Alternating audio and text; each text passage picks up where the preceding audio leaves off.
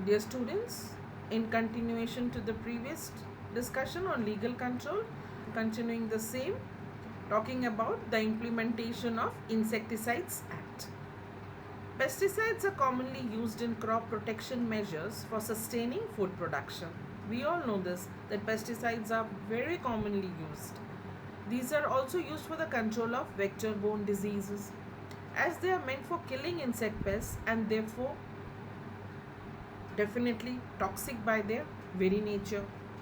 Their misuse or abuse may result in hazards to human beings, animals, and the environment. Therefore, pesticides are required to be used safely and judiciously. This is very important. Keeping this in view, their their import, manufacture, sale, and use, etc., are being regulated under the Insecticides Act 1968 and the rules framed thereunder. So, if one has to manufacture an insecticide or a country has to import an insecticide, has to sell an insecticide, has to use an insecticide, all this is regulated under the Act of Insecticides, which is termed as the Insecticides Act 1968. The provisions under the Act ensure the availability of safe, effective, and quality pesticides to the farmers. The central government has constituted the Central Insecticides Board under Section 4 of the Insecticides Act 1968 to advise the central and the state governments on technical matters arising out of the administration of this Act. The Director General Health Services is the chairman with 29 members. The central government has constituted a registration committee to register pesticides after examining their formulae, verifying their efficacy and safety to human beings, animals, and environment. Any pesticides which is produced, it has to be registered and it has to be verified and examined in relation to the safety, not only to the human beings but also to the animals and environment as a whole. The Government of India has also set up a central insecticides laboratory with the major objectives of pre and post registration verification of the properties, the performance, and hazards of pesticides and the proposed use claimed by the manufacturers. To supplement the resources of the states, union territories in the analysis of pesticides, two regional pesticides testing laboratories have also been set up at Chandigarh and Kanpur with an analysis capacity of 900 samples per annum each. Plant quarantine facilities in India. Now, plant quarantine regulatory measures are operative through the Destructive Insects and Pests Act 1914, Act 2 of 1914 in the country. The purpose of intent of this act is to prevent the introduction of any insect, fungus, or other pest which is or may be destructive to crops.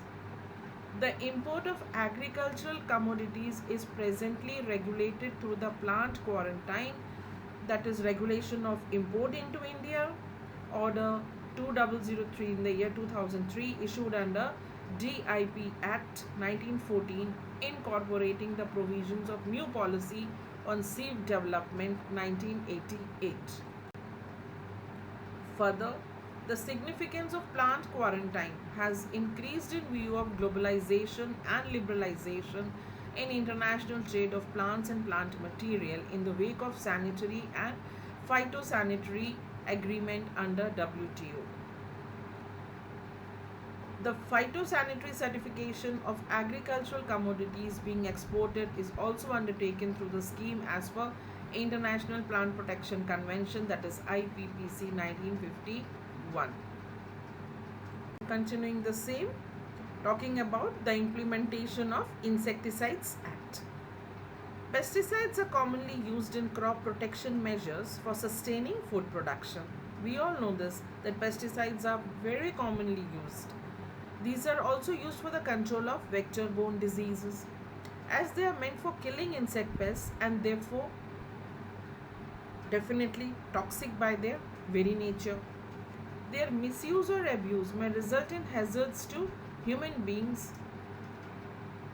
The major activities under the scheme include inspection of imported agricultural commodities for preventing the introduction of exotic pests and diseases inimical to Indian fauna and flora, inspection of agricultural commodities meant for export as per the requirements of importing countries under International Plant Protection Convention, detection of exotic pests and diseases already introduced for containing or controlling them by adopting domestic quarantine regulations, undertaking post entry quarantine inspection in respect of identified planting materials, conducting the pest risk analysis to finalize phytosanitary requirements for import of plant and plant material. Now, all these activities related to the safety and security, that the insect pests are not introduced into one country during the export or import of agricultural commodities. So these things are all carried out. The checking of the exotic pests, whether they are diseased or not, then there has to be a post entry quarantine inspection to identify the plant material. It is the right plant material, not infected, is a very uninfected plant. It's not carrying, it is not of any risk, so that the phytosanitary requirements which are essential as undertaken under the law are permitted. There are 35 plant quarantine stations at different airports, seaports, and land frontiers implementing the plant quarantine regulations. The NPQs, New Delhi, and RPQs at Chennai, Kolkata, Amritsar, and Mumbai have been strengthened with modern equipment for plant quarantine, testing, etc., to facilitate speedy clearance of imports and exports under the FAO UNDP project. Thank you. So these are the different plant quarantine stations which have been established, and their various schemes and regulations what they need to follow for the quarantine has been discussed.